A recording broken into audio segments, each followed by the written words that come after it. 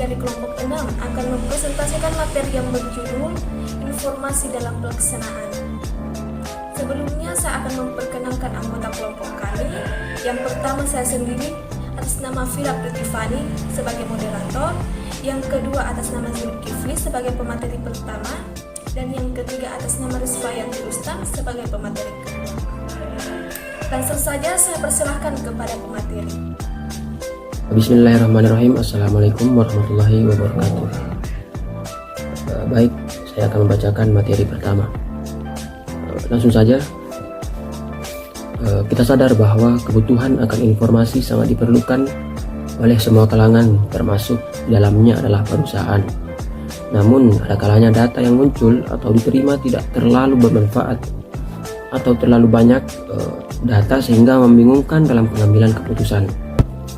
Data tersebut harus diproses atau diolah sehingga terciptalah sistem manajemen yang mengatur dan menganalisis data hingga menjadi informasi sistem terinformasi yang digunakan pada semua area fungsional dalam organisasi dapat diklasifikasikan sebagai berikut.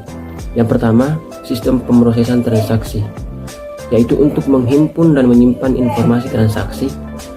Penggunanya adalah orang yang memproses transaksi. Terus yang kedua, sistem informasi manajemen, yaitu untuk menghimpun dan menyimpan informasi transaksi. Penggunanya adalah semua level manajemen. Dan yang ketiga, sistem otomasi perkantoran, yaitu untuk menyediakan fasilitas untuk memproses dokumen maupun pesan-pesan sehingga pekerjaan dapat dilakukan secara efisien dan efektif. Penggunanya adalah manajemen tingkat menengah dan atas. Dan yang keempat, sistem pendukung keputusan, yaitu untuk membantu pengambilan keputusan dengan menyediakan informasi, model atau perangkat untuk menganalisa informasi. Penggunaannya adalah analisis, manajer, dan profesional. Dan yang kelima adalah sistem informasi eksekutif, yaitu untuk menyediakan informasi yang mudah diakses dan bersifat interaktif. Dan yang keenam adalah sistem pendukung kelompok. Selanjutnya, terdapat jenis-jenis sistem informasi yang terdiri dari 7 macam antara lain. Yang pertama, Transaction Processing System. Transaction Processing System adalah sistem informasi yang dikembangkan untuk memproses data-data transaksi dalam jumlah besar atau database untuk transaksi bisnis rutin secara operasional perusahaan dan inventarisasi yang dilakukan secara konsisten seperti penjualan, pembelian, dan perubahan persediaan atau inventory. Yang kedua ada Office Automation System dan Knowledge Work System.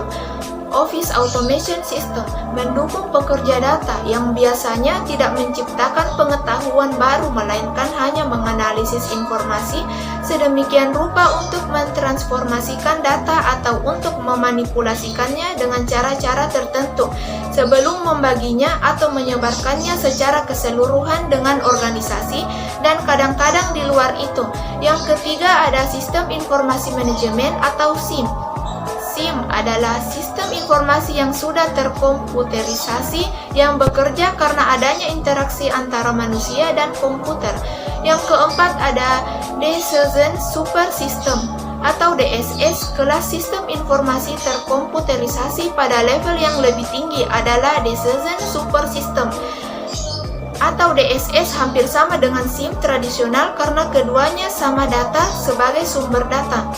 Yang kelima ada sistem ahli dan kecerdasan buatan. Sistem ahli adalah suatu kerjasama tergantung pada bisnis yang sangat spesial yang dibuat sedemikian rupa sehingga bisa dipraktikkan untuk digunakan dalam bisnis sebagai akibat dari semakin banyaknya perangkat keras dan perangkat lunak seperti komputer pribadi dan shield sistem ahli. Yang keenam ada Group Decision Super System dan Computer Super Collaboration Work System. Bila kelompok perlu bekerja bersama-sama untuk membuat keputusan semi terstruktur, maka Group Decision Super System membuat suatu solusi. Yang ketujuh ada Executive Super System. Terstruktur dan task eksekutif super system membantu para eksekutif mengatur interaksi mereka dengan lingkungan eksternal dengan menyediakan grafik tempat yang bisa diakses seperti pelaksanaan informasi. Perusahaan atau organisasi perlu memanfaatkan informasi yang terintegrasi untuk memberikan layanan terbaik kepada pelanggan, karena dengan menjalin hubungan baik dengan pelanggan akan